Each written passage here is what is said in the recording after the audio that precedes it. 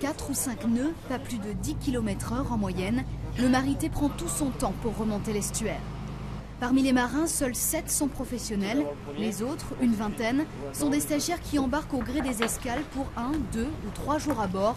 Jouer les aventuriers ou les capitaines au long cours sur un vieux gréement, beaucoup d'entre eux en ont rêvé.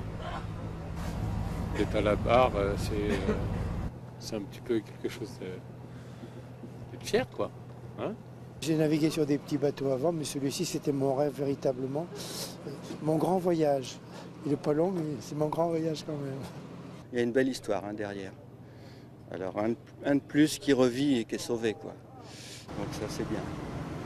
Car le Marité revient de loin. D'abord Terre-Neuvier dans les mers du Nord, avec les marins français qui pêchaient la morue.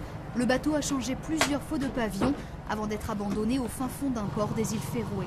Restauré dans les années 80, le Marité finit par retrouver sa Normandie natale. Aujourd'hui, à 80 ans, la vieille dame est traitée avec tous les égards. Avec douceur et puis prudence, parce que ce sont des bateaux lourds, ce sont des bateaux qui sont peu manœuvrants. Donc on anticipe beaucoup, on prévoit toutes les manœuvres à l'avance, c'est organisé, il n'y a pas trop d'aventure.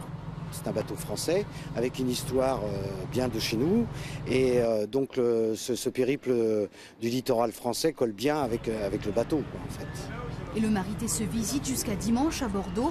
Ensuite, il continuera son voyage cathodique direction Saint-Jean-de-Luz.